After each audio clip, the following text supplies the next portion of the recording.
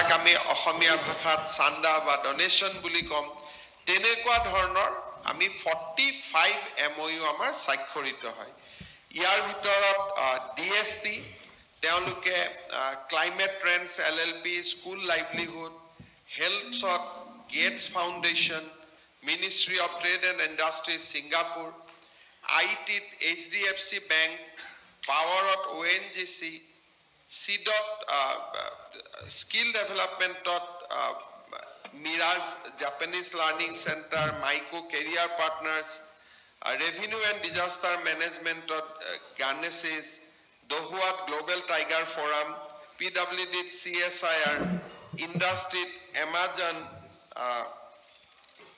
এই ধৰণৰ আমাৰ কেইবাখনো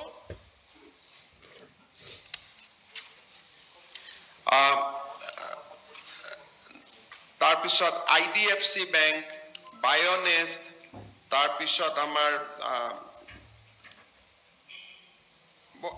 IFCI Venture Fund, Bhubaneswar City Knowledge Innovation Center, Industry Indian Angels Network, আপোনাৰ Center for Development of Advanced Computing, এই ধৰণৰ বহুত কেইখন আমাৰ নন ফাইনেন্সিয়েল MOU হয় যৰ পৰা আমাৰ লৰা ছোৱালী সকল বহুত খেনি সুবিধা হ'ব আজ মই লাষ্টত সামৰণি মাৰিছো যে এইবাৰ আমাৰ এই গুটে ডমেস্টিক এণ্ড গভৰ্নমেণ্ট ইনভেষ্টমেণ্টৰ উপৰিও অসমত প্ৰথমবাৰৰ বাবে ইন্টাৰনেশ্যনেল ইনভেষ্টমেণ্টৰ MOU হয় these will come in dollar so আমাৰ ইন্টাৰনেশ্যনেল MOU এবাৰ কেইখনমান খুব ইম্পৰ্টেন্ট ইন্টাৰনেশ্যনেল MOU হৈছে ইন্ডাষ্ট্ৰি ডিপাৰ্টমেণ্টত 410 কোটি টকা ফৰেন ইনভেষ্টমেণ্ট আহিছে এনিমেল হাজবেণ্ডাৰী 300 কোটি টকা আহিছে এনভাইৰনমেণ্ট এণ্ড ফৰেষ্টত 228 কোটি টকা আহিছে হেলথত 440 কোৰ্ছ আহিছে মাইনিঙত 2650 কোৰ্ছ আহিছে Transport of 120 crores ahise. These will be the international investment. Prothom barar babe Asomot amar international investment to ebar ami sohi koribor karone soক্ষম hom.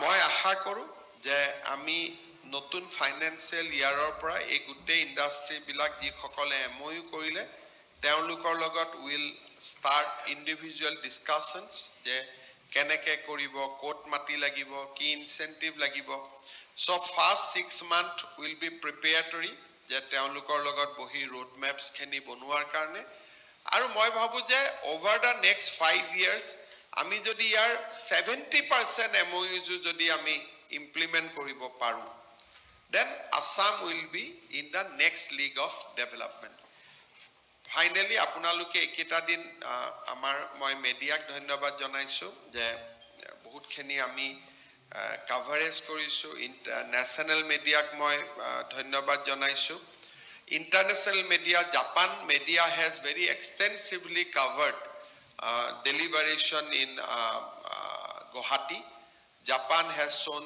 very keen interest even muru tate speechu তেওঁলোকে জাপানত publish কৰিছে So these are very important development.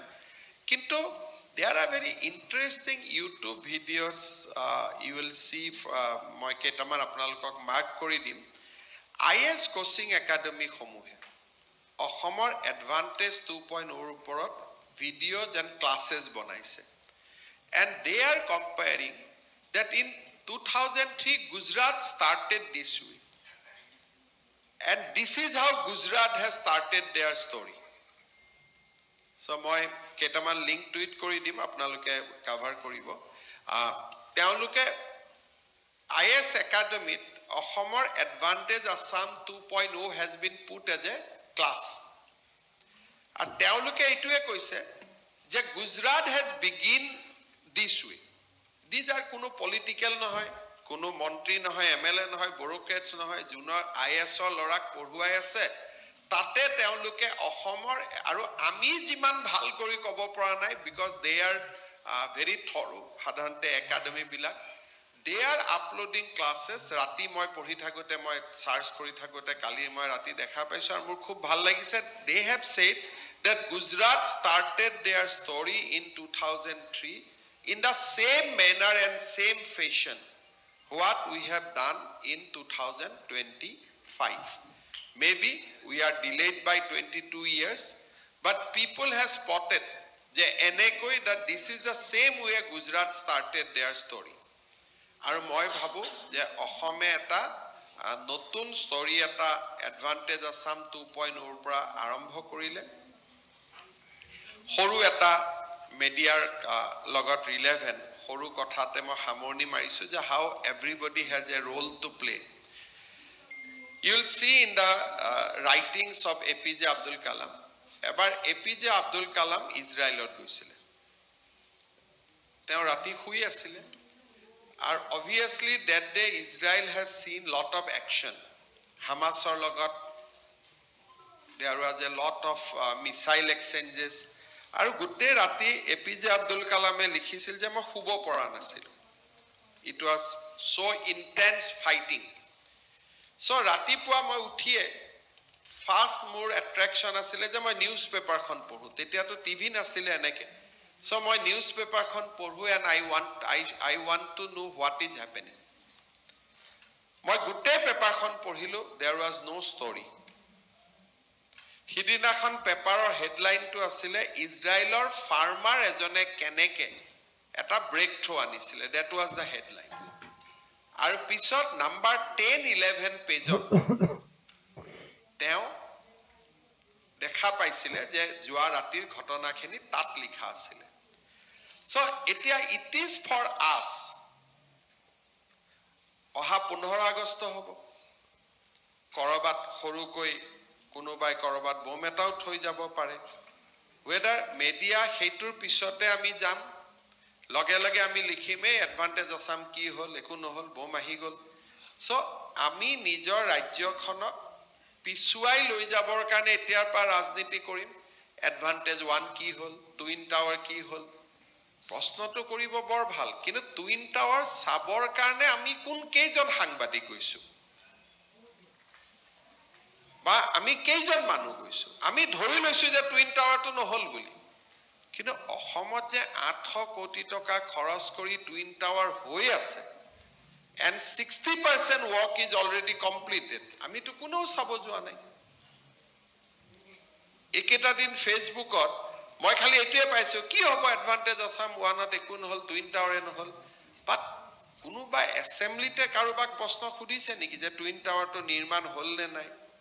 আমি ধৰিয়া লৈছো যে নাই হোৱা. আমাৰ যেটো আপোনালোক মোৰ লগত দেখিছিলে যে integrated directorate complex which we are building today, it is the same design, twin tower connected through a bridge, and 60% work is already completed. So আজি আমাৰ অসমত কি হৈছে? আজি যদি আমি কোনোবা এক্সিবিশন খনত যাও তেতিয়ালে আমি গম পাম যে অসমৰ আমাৰ সৰকাৰে ইনস্পায়াৰ কৰা ষ্টাৰ্টআপ এডি আজি ইন্ডিয়ান আৰ্মিক ড্ৰোন দি আছে. মোক আজি এজন ষ্টাৰ্টআপ এটাতে কৈছে যে স্যাৰ আমি অসমৰ ডিজাস্টাৰ মেনেজমেন্টৰ ওপৰত আসাম স্পেসিফিক স্যাটেলাইট এটা বনাব খুজো. অসমীয়া লৰা আমি কব নোৱাৰাকৈ আমি যিখন অসম দেখি আছো সেইখন অসম সঁচা অসম নহয়. We are living in a complete different Assam. এইটো অসমৰ ইমেজে নহয়. আজি যেতিয়া বাহিৰৰ কোম্পানী বিলাকে অসমক ফোন কৰিছে ইয়াত কিয় আহিছে? অসমৰ পৰা ফিডবেক দিছে যে অসমত সম্পূৰ্ণ শান্তি, ইয়াত একো গণ্ডগোল নাই.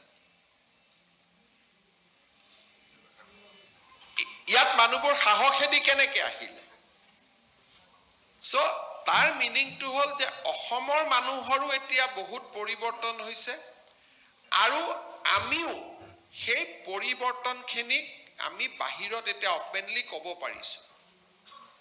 মই ভাবো যে আমি যদি from here now onwards আমি যদি অসমখনক নাৰ্চাৰ কৰো তেতলা বেংগলোৰ কলিকতা চাই আমি সপোন দেখিব নালাগে যে এখন আমাৰ অসমতনো কেতে এনেকুৱা হ'ব. আমেৰিকাৰ পৰা প্ৰবাসী অসমীয়াসকলে চিঠি লিখিব নালাগে যে অসমখন এনেকে হ'ব লাগে, যিখন আমি কেতিয়াও কৰিব নোৱাৰো বা নোৱাৰিছিলো। বাট হিয়াৰ ইজ এ টাইম 10 বছৰত চাওঁতে চাওঁতে তেনেকুৱা অসম এখনে আমি দেখা পাই যাম। So this is the beginning of the story. So মই আছো নাই, পলিটিক্যাল পাৰ্টি কোনবা থাকিব নাথাকিব, কোনবা মুখ্যমন্ত্ৰী থাকিব নাথাকিব, these are very narrow thinkings. কিন্তু মই ভাবো যে this is the time যিসকলে অসমক সঁচাকৈ ভাল পাওঁ আৰু যাৰ কোনো কৃত্ৰিমতা নাই, তেওঁলোকে লাচিত সেনাই জৈন মুনিৰ বিষয়ে কি ক'লে তাক হাইলাইট নকৰি অসমৰ কোনজন যুৱকে ক'ত স্যাটেলাইট পঠিয়াবৰ আয়োজন কৰি আছে, সেই ধৰণৰ মানসিকতা এটালৈকে যদি আমি ট্ৰান্সফৰ্ম হ'ব পাৰো, তেতিয়াহ'লে মই ভাবো যে here is the beginning 2025, 25th and 26th January. This is the February. This is the beginning of a new Assam. অসমত আৰু এটা ডাঙৰ মোৰ মতে আৰু এটা আমি হাৰ্নেছ কৰিবলগীয়া ডাঙৰ বিপ্লৱ এটা আমাৰ অপেক্ষা কৰি আছে। আমাৰ ডিপাৰ্টমেণ্ট বিলাকৰ প্ৰচেষ্টাত ASRLM, Assam State Rural Livelihood Mission, তেওঁলোকে finally they have motivated 40 lakhs women. Now কোনোবা এজন যদি এগ্ৰিগেটৰ আহি যেনেকে আমুলে আহি কি কৰিছিল, সব মানুহক এটা এটা গৰু দি দিছিল যে তোমালোকৰ এইটো গৰু গাখীৰখিনি আমি কিনিম। And that's how Amul story started in Karnataka.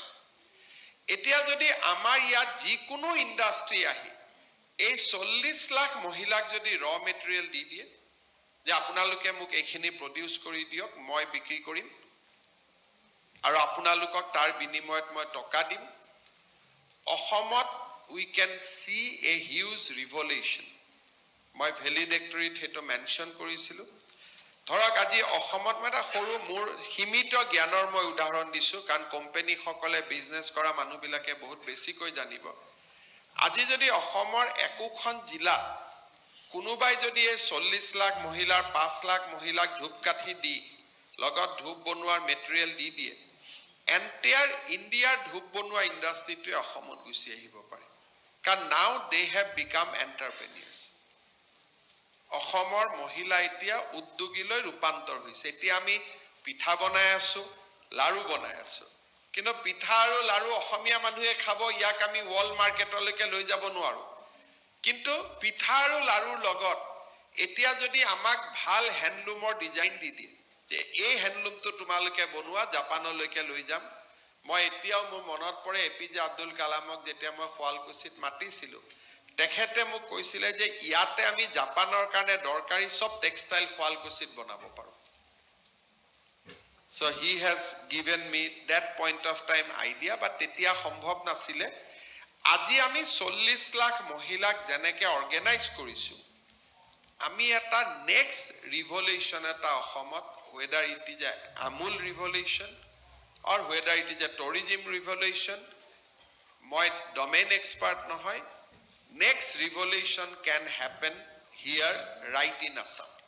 গতিকে তেনেকুৱা ধৰণে আমি কাম কৰি যাম। আপোনালোকৰ কিবা যদি প্ৰশ্ন আছে সুধিব পাৰে। বিকাশ,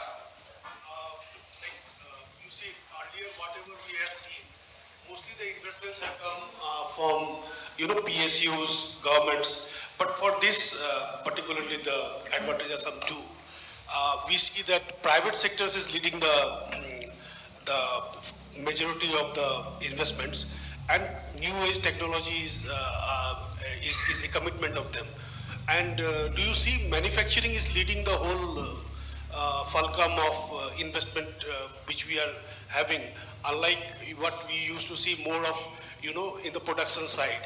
So can you say that, can we say that? You see, in our country everything is started by PSU, later on taken over by the private sector. So Assam is also replicating the same story of growth. So even if you go to Gujarat, starting was by PSU, gradually it has been taken over by the private sector. So Now that story has started in Assam. We have seen lot of commitment, and there is a probability that we can make Assam a manufacturing hub for the basically on green power, powered by our bamboo and our natural resources. And Assam can also be hub or ships and advanced ship manufacturing if Tata can start number 1 project and they bring number 2. Then if they can have a 1 lakh score in Jagirud, then obviously in and around there will be lot of other factories will have to come. Today we have signed 9 MOUs of Toyota Electron and Dixo, many others to start in their offices in Assam beginning, and probably further. Ambassador of Japan has told me that now let us start discussion on incentive. So now they become convinced that we have to come to Assam. Last 3 years he has not told me that. But when he met me day before yesterday, he told me that Honorable Chief Minister, now let us talk to the next level, what Assam can give to the Japanese company if they decide to come. I think manufacturing, hydrocarbon, green power, we have a big potential, and let us harness it. One more thing which has gone a bit underrated, Infosys starting here. So exactly what it is like? You see that prior to this summit, we have shown 2 things. One, Kampakola started its production. Infosys started its first technical center. And we have also started a 500 seated BPO prior to the summit.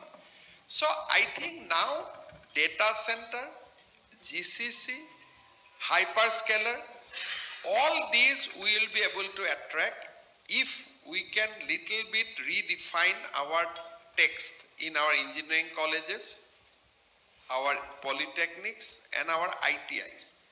So clearly the arrival of Infosys in Guwahati, commitment of Reliance for a hyperscaler data center, and movement of BPO from tier 1 city to tier 2. So we hold lot of potential. And I think beginning, ইমান দিনৰ পৰা মই ভাবো ইয়াত যিসকল journalist আছে তেওঁলোকে মনত ৰাখিব যে 2000 probably 2006 we invited Narayan Murthy, Infosys, and he said that until Assam has a backup of networks, data, 5-star hotel, nothing will come. But today they have come on their own. We did not have to invite them. So this is how Assam is transforming. Chief Minister. We have seen many firsts, like the Prime Minister himself announcing such a big investment. We are getting investment in dollars now. So, and just now you said people are now coming on their own without being invited. So can you just give us some viewpoints, factual points, why people are coming to us? I think first of all, the important thing is the Prime Minister's and central government commitment for Assam. The way they have developed infrastructure in Assam over the last 10 years, it has catches the imagination that so many infrastructure is coming up. Bridges, railway doubling, electrification of railway. So all these materials are coming from some industry. So if the electricity doubling is taking place, where from material is coming? Material is coming from some factory. So they know the destination in Assam is Assam. So if for Guwahati bridge steel is coming, they knows that although it is producing in Jamshedpur, destination is in Assam. So over the last 10 years, central government has created a big budge around Assam and Northeast that look, here is our priority. That is number one. Number two, Tata Semiconductor is a game changer. Nobody thought in India, it has created a shockwave around the country. When Tata announced its semiconductor in Assam, it has created a big shockwave. Why Assam? How Assam? So that Tata Semiconductor is a game changer. And of course, Assam's possible geographic advantage in days to come. As of now, no, we may not be able to do anything in Myanmar and Bangladesh, but we are also in a strategic location. And of course, peace and tranquility. Assam was known for insurgency. Assam was known for different form of agitation, left thinking. Today, Assam youth has changed. And Assam youths are our biggest ambassador. Because today, all the entrepreneurs are at the age group of below 45. They do not interact with me. তেওঁলোকে কাৰ লগত কথা পাতে নিজৰ এজৰ মানুহৰ লগত আজি if some a executive of a Reliance his maximum age will be 45 years কলেজত কোন পঢ়িছিল অসমৰে আৰু এজন 45 বছৰৰ ল'ৰা so when they talks between them they see a vibrancy আমাৰ জেনাৰেশন মানুহৰ লগত কথা পাতিলে বা মোৰ ওপৰৰ জেনাৰেশনটোৰ লগত যদি কোনবাই কথা পাতে they see a different Assam But Ohomor youthor logot, Jua Kalibra to Gute Prohonka youthor prote hoyase. Je Jiman youth Ohomor Bahirot ase, Ohomor Bahirot ase, they have become our ambassadors. They have become a big pull factors. And finally, when people see a stable, peaceful state, people wants to come. Now India has a lot of money. They need to invest somewhere. They want to invest where security is there. I think Assam image has now been transformed to a very peaceful and secured state. Mr. Chief Minister, this way. You have been talking of big ticket investment in oil sector. And in Assam there, in oil exploration, much more of an agitation has built across oil exploration. And that too, you are inviting private players for exploration. No, nobody is doing it. So do you see what is the future? Because I think earlier I want to request you that from Assam, just minus the word agitation. Last 3 and 5 years, we have not seen a single agitation in Assam for any issue. People are inviting that do it, like I met Karbi Alang people. They are inviting people to explore in their area. So agitation word is in your mindset. Can you show me a single photograph of any agitation in Assam? Where is the agitation? You show me a single agitation where you see 1,000 people are assembling in last 3.5 years. So let us not spread a false narrative. My point was that I was talking because earlier there was things have changed. So do you see a So now people are welcoming all the investment because investment lead to employment. Moi apnalokok eta kotha koisu. Covidor সময়ত মই প্ৰথম দেখা পাইছিলো যে অসমৰ লৰা কিমান বাহিৰত আছে আৰু আমি কৈছিলো যে আমি 2000 টকা দিম মাহত 7 lakhs people has registered their names for 2000 rupees এই লৰা ছোৱালী খিনিক আমি তো ঘুৰাই আনিব লাগিব তেওঁলোকে কিহত কাম কৰি আছে যত আইটিত কাম কৰি আছে we need not to bring them back জুনে জাপানত যাব খুজিব 1.5 লাখ 2 লাখ টকা দৰমহা পাব we need not bring them back কিন্তু 7000 8000 টকা লৈ কাম কৰি থকা লৰাখিনিক অসমলৈকে ঘুৰাই আনাটো this is a moral responsibility of our society হেকাৰণে মই ভাবো the people of Assam অসমৰ মানুহ মোৰ লগত একমত যে আমি অসমত উদ্যোগীকৰণ এনেকুৱা এটা বাতাবৰণ কৰিব লাগিব যে দেউতাক মাকৰ পৰা 7-8000 টকা লৈ বাবে জুন আজি হায়দৰাবাদ বাংগালুৰুত সাব হিউম্যান কন্ডিশনত যিবিলাক লৰা ছোৱালী আছে তেওঁলোকক ঘুৰাই আনা And I feel extremely pained যে কেতিয়াবা মোলৈকে ৰিকুৱেষ্ট আহে যে লৰাজন কিবা কাৰণত এক্সিডেন্ট হৈ মৰিলে বেমাৰ হ'ল. The parents cannot bring their dead body back to Assam because they are so low paid. এই লৰা ছোৱালীখিনিক over the next 5-10 years আমি অসমলৈকে আনিব লাগিব. অসমৰ পৰা মেন পাৱাৰ যাওক, but in a decent job. At least 40,000 ওপৰ দৰমহা পাইছে অসমৰ পৰা যাওক. কিন্তু 7,000, 8,000, 9,000, 15,000 টকা দৰমহাত যিমান লৰা ছোৱালী গৈছে অসমৰ বাহিৰত, we have to bring them back. আৰু মই ভাবো যে people of Assam also share my views, the majority people of Assam, and আমি একেলগে কাম কৰাৰ কাৰণে সেইকাৰণে অসমত মই I am 100% confident যে এইবাৰ ইণ্ডাষ্ট্ৰীক মাটি দিব খুজিলেও মানুহে আপত্তি নকৰে. যতে ততে মাটি দিলে বেলেগ কথা, বাট আমি ভাবো যে আমি মানুহৰ লগত কথা পাতি we will be able to give lands to the industry, we will be able to give them other comfort. Biggest problem is land. এই গোটেই ইণ্ডাষ্ট্ৰী বিলাকক লৈ অহাৰ ক্ষেত্ৰত আটাইতকৈ প্ৰব্লেম হ'ব যে আমি মাটি ক'ত দিম. এটা মেদান্তকে আমি মাটি ক'ত দিম. গুৱাহাটীতো ক'তো মাটি নাই. So গভৰ্ণমেণ্টৰ কোনবা মাটি এতিয়া এৰি দিব লাগিব, প্ৰাইভেটৰ মাটিটো একুৱেৰ কৰিব নোৱাৰো. ঠিক তেনেকে নলবাৰীত ক'ব পেপসি কোম্পানীয়ে যে আমাক আৰু মাটি দিয়ক. ৰাইজৰ পৰা মাটি ল'লে the cost of acquisition is so high যে আমিতো ইমান টকা একুইজিশ্যনত দিব নোৱাৰো, আৰু মাটি কিনি কোনেও ইয়াত ইণ্ডাষ্ট্ৰী নকৰে. এটলিষ্ট বাকী একো সহায় নকৰিলেও ইণ্ডাষ্ট্ৰীকটোতো মাটিটো বিনা পইচাত লাগিবই. So এই গোটেইখিনি this is a challengeable things. So I consider this is a beginning. ইয়াক যদি আমি লৈ যাব পাৰো গোটেই মাইন্ডসেটটো চেঞ্জ হৈ যাব. You also talked about Global Compatibility Center, GCC.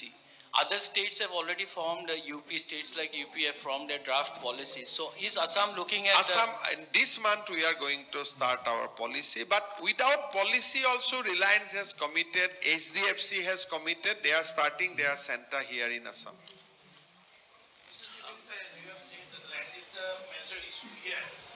And Assam is quickly moving from an agrarian economy to industrial economy. So how you are planning to balance the agrarian economy and the industrial economy? Agrarian economy you should have 30%. For any stable society you should have 30% earnings should come from agriculture. And we are not going to touch core agriculture land, so that will be there only. So I think the balance has to be there. You have to be 30% agriculture, 30% service, 30% industry, and balance 10% from mining. So we are going to achieve that ideal picture. You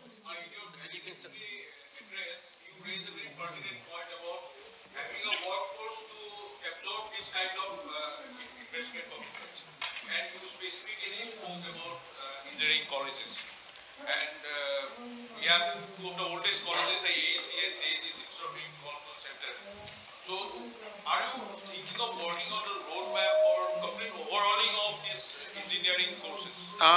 There are lot of activities going on.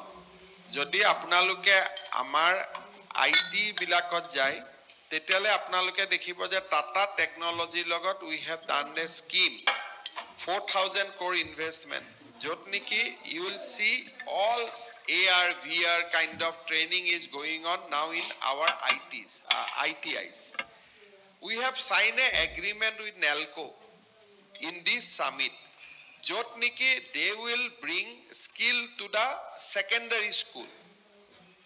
So we have signed the agreement with Dosalt. They have put their stall in exhibition also. They want to train our youth on for aviation industry. So that agreement has also been signed. So first priority before this industry is coming, we are going to take up those MOU which will create workforce. So yate ete ami kuntu MOU agot lom sarkaro to iman matiu nai tokau nai, we have to phase out over the next 5 years. So we have categorized that all the MOUs of education and skills will take up fast because you need a workforce. So he karone ami eta khub এটা systematically we are progressing. আৰু মই ভাবো যে আমাৰ engineering college, medical college, nursing college, ITIs, Polytechnic, Assam Skill University, these will be hub for creating the workforce. And they are transforming themselves, but I will request them that they should transform more faster. Mr. Chief Minister.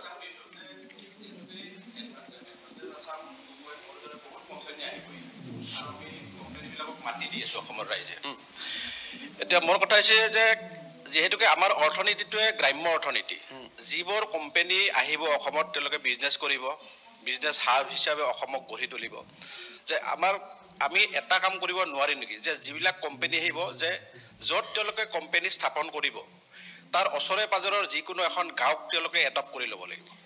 চাওক, তেওঁলোকে already যোন company আহে এখন দুখন গাঁৱক adopt নকৰে, বহুত বেছি গাঁৱক adopt কৰি লয়।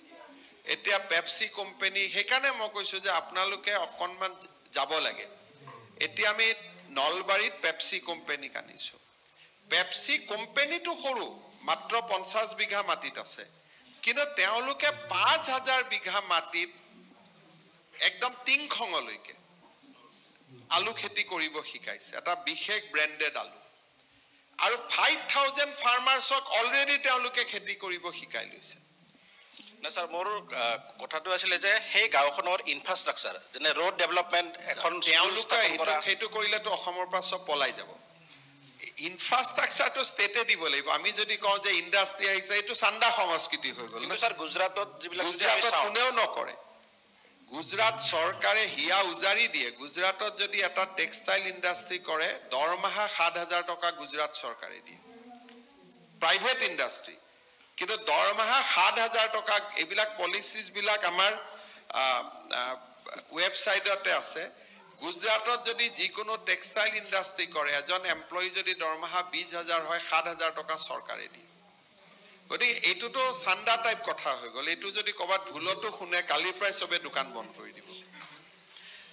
গতিকে আমাক পিছত যেতিয়া ইণ্ডাষ্ট্ৰীয়ে প্ৰফিট কৰে, CSRটো চবেই কৰিয়ে থাকে। এতিয়া যেনেকৈ টাটাই CSR কেঞ্চাৰ হস্পিটেল কৰিছে, আমি যদি অসমত কৈ দিওঁ যে আপুনি ইয়াত ইণ্ডাষ্ট্ৰি কৰিব আহিলে গাঁও এখনৰ ৰাস্তা ঘাট স্কুল আপুনিয়ে বনাব লাগিব, ইয়াতে ক'ব ভাই যোনে এইবোৰ নকৰাকৈ মাতিব তাতে যাওঁ। ইয়াততো আজিকালি এনেকুৱা নাই যে অসমত কোনোবা আহিবই লাগিব, কাৰো বাধ্যবাধকতা নাই। চব ষ্টেটেই চামিট কৰিছে, চবেই মাটি দিব, চবেই পানী দিব। অসমত বোলে ক'ব পাৰে অইল ইণ্ডিয়া অহাৰ বাধ্যবাধকতা আছে। এতিয়া টাটা অসমত অহাৰ বাধ্যবাধকতা কি আছে? একোতো নাই।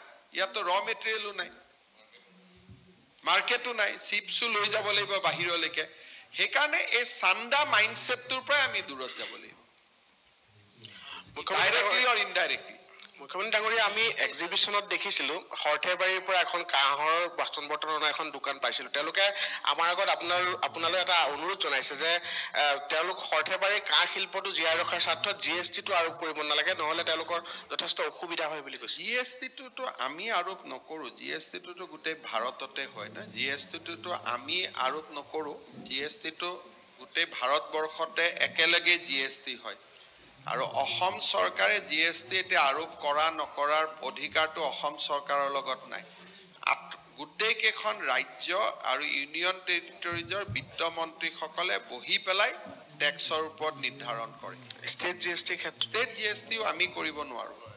আমি মাত্ৰ চেণ্ট্ৰেলৰ নটিফিকেশ্যনখন আমি ফলো কৰিব লাগে। কিন্তু তেওঁলোকক আমি যথেষ্ট সহায় কৰি থাকো। ময়ো চেণ্টাৰত গৈ আহিছো, মোকতো একো কোৱা নাছিলে। যদি আৰু কেইদিনমান আগতে মই নিজেও সৰ্থেবাৰীত গৈ আহিছো, কেইদিনমান আগতে সৰ্থেবাৰী ৰাইজো মোৰ তাত আহিছে। তেনেকুৱা কিবা যদি আছে আমি বিত্তীয়ভাৱে সহায় কৰিব পাৰিম। কিন্তু GSTটো আজিকালি ষ্টেটৰ লগত নাথাকে, এইটো চেণ্ট্ৰেল গভৰ্ণমেণ্টৰ হাতত গুচি গ'ল। চেণ্ট্ৰেল গভৰ্ণমেণ্টটো নহয়, গোটেই কালেক্টিভলি কেৰেলাৰ বিত্তমন্ত্ৰীয়েও অসমৰ কিমান GST হ'ব লাগে মাত প্ৰকাশ কৰিব পাৰে। অসমেও কেৰেলাৰ হোটেল এখনৰ GST কিমান হ'ব পাৰে মাত প্ৰকাশ কৰিব পাৰে। এতিয়া সেইটো এটা ফেডাৰেল কাউন্সিলত গুচি গ'ল, যাক GST কাউন্সিল বুলি কয়। আৰু যিসকল বিনিয়োগকাৰী আহিব তেওঁলোকৰ পৰা GST লোৱা হ'ব বা উদ্যোগ বা যিবোৰ স্থাপন হ'ব, আমি GST কিয় ল'ম তেওঁলোকৰ পৰা? GSTটোতো ভাৰত চৰকাৰে ল'ব। GST অসম চৰকাৰে আজিকালি GSTত একো নকৰে। GSTটো হ'ল এতিয়া এটা GST কাউন্সিলৰ দ্বাৰা কৰা যায় গতিকে GST বজাৰত যি বস্তু বিক্ৰী কৰিব GST টো লবই লাগিব Mr. Chief Minister, I have a question. Honorable Chief Minister, first of all, congratulations for leading Sansai event. This, you have said that it's a challenge. Our government is going to start any ministry, any department for single window system to clear up all these things or analysis. These are already become a baby of the departments, like the health MOU, like Medanto I have said. This has become a baby of health department. Like Sajan Jindal has said that I am going to do a cement. So it has become a baby of mining department. So we have already, segregation has been done department wise. এতিয়া ডিপাৰ্টমেণ্টে নিজৰ strategy বনাব যে আমি কেনেকৈ মাটি দিব পাৰোঁ ক'ত লৈ যাম ক'ত কৰিম কাক কম গভৰ্ণমেণ্টৰ কিবা মাটি আছে নে নাই বা মাটি নহ'লে আন কি সুবিধা দিব পাৰোঁ এতিয়া ডিপাৰ্টমেণ্টবিলাকে তেওঁলোকৰ লগত ইণ্ডিভিজুৱেলি তেওঁলোকক সুধিব যে আপোনালোকেতো MOU কৰিলে এতিয়া আপোনালোকক কি লাগে আমি কি দিম আপোনালোকে কি কৰিব so now individual discussion will start for next 6 months First all, this is the intention. যে আমি আহিব খুজু কিন্তু খুজিলেতো নহব ক'ত আহিব এতিয়াতো কোনোবাই কৈছে মই সিমেন্ট ফ্যাক্টৰি কৰিম ক'ত কৰিম জোৰহাটত কৰিম ডিব্ৰুগড়ত কৰিম গুৱাহাটীত কৰিম কামৰূপত কৰিম তেওঁলোকে আহি আমাক ক'ব ধৰক এটা সিনটেক্সে ৰাতিপুৱা মোক লগ পাইছে কৈছে স্যাৰ আমাক মাটি কিন্তু যোগী ঘোপাত দিব বোলে কিয় যোগী ঘোপাত দিব বোলে তেতিয়া আমি নদী দি পঠাব পাৰিম এটা মুখ কোৱা কথা কিন্তু সেইটোতো এটা আলোচনা হ'ব লাগিব সো এতিয়া ইন্ডিভিজুৱেলি আমি সকলোকে অহা সমাহত অসমলৈকে এটা কৈ মাটিম এখন এতিয়া ডিটেইল এগ্ৰিমেন্ট হ'ব যে ইন্ডাষ্ট্ৰিৰ পৰা অমুক লাগিব চৰকাৰে অমুক দিব তাৰ পিছত তেওঁলোকে ষ্টাৰ্ট কৰিব যেনেকৈ আগত আমি কৰিছিলো যেনেকৈ পেপসিৰ লগত আপোনালোকৰ সন্মুখতে ডিটেইল এগ্ৰিমেন্ট কৰিলো টাটাৰ লগত আপোনালোকৰ সন্মুখত ডিটেইল প্ৰথম ইন্টেনশনৰ পিছত এগ্ৰিমেন্ট মই ভাবো সেপ্টেম্বৰ অক্টোবৰলৈকে আমাৰ ইন্ডিভিজুৱেল এগ্ৰিমেন্ট বিলাক আমি কৰি পেলাব পাৰিম আৰু এই এমাউন্ট বিলাক এটা টেন্টেটিভ কোনোবাই কৈছে 200 কোটি কৰিম কিন্তু মেচিনটোৰ দাম 170 কোটিও হ'ব পাৰে বা মেচিনটোৰ দাম 250 কোটি হ'ব পাৰে যেতিয়া আমি ডিটেইল এগ্ৰিমেন্ট কৰিম this amount will also get change Mr. Chief Minister, I have a question. You have spoken about that for the first time foreign investment is coming into Assam, and perhaps one of the key highlights of this edition of Advantage Assam was the active participation of several foreign nations. Most significantly, perhaps the participation of EU. And as we speak, a key delegation of EU is in Delhi. One of the key areas of the EU delegation's meeting with India is basically trade. So, what kind of vibes did you get, particularly from the EU delegation, in terms of their engagement? I think there is a two thing on EU. EU is very much they are very anxious to know about Gelefu. So, EU Commission, their representative is very much interested to know the Gelefu and what mirror image we want to do in Assam. So that is one of their deliberation point. That suppose at what level Gelefu will be developed. Suppose Gelefu will be developed to the level of Singapore, for example. Then what is the proposal of Assam government to do a mirror imaging? We want to ignore the development or we want to do a mirror image. So now to what extent? So that is one of their point of deliberation. Second, you want to basically work with government of Assam to unleash the potential of our self-help groups. There is a concept called Blue Valley concept. So EU has developed a Blue Valley concept and that is basically aggregation. So they are very much interested to see that if the Blue Valley concept can be introduced in Assam. So deliberation with EU is very productive, but as you know that they are a trade and commerce agency or the international agency or the agency for the European countries. So I think these are very interesting development. First time they are trying to know about all this about Assam and will coordinate this journey. Suppose Yesterday I met the country director of World Bank. He told me that he wants to help Assam in developing 3 industrial parks now.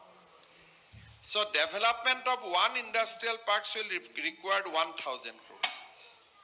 Because আজিকালি industrial park বুলি কলে, you have to give lights, you have to give water, you have to give boundary wall, you have to give security, you have to give the basically the roads and the structure.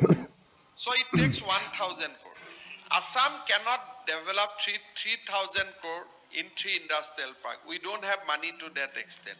But now World Bank country director has told me that subject to the approval of Government of India, he is ready to help us on that. So we are getting lot of helps from the country directors of various multilateral agencies.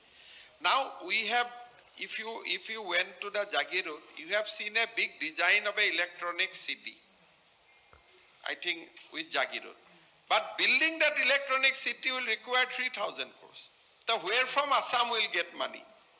Now ADB has said that yes, we'll give you money for developing one in Jagirod, one in Polasbari. So we are also working behind the back to see where from we can collect money to give a proper environment to these industries. Like this industry will come, we'll show them a hill. Nobody will come. Mati to saye gusi jabo, mur MOU jagat pori jabo. So gotike eikhini karne muk industrial parks develop koribo lagibo, tar karne muk toka lagibo.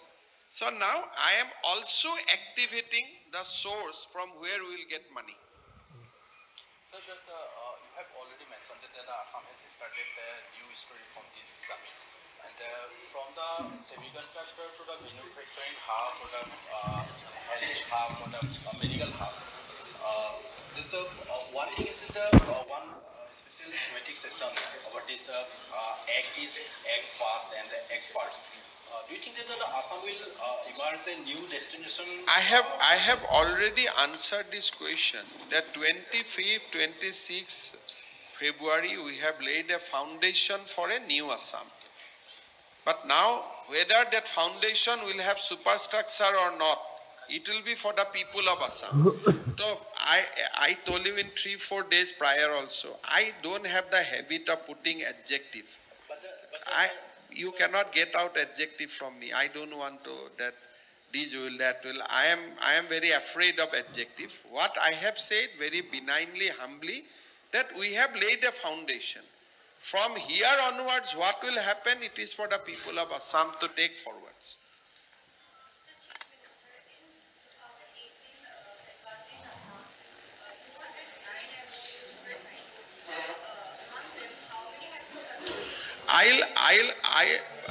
I'll tell you in a very modest way. MOU worth 1,50,000 crore was signed, and a total 75,000 crores has been materialized. The strike rate was almost 50%.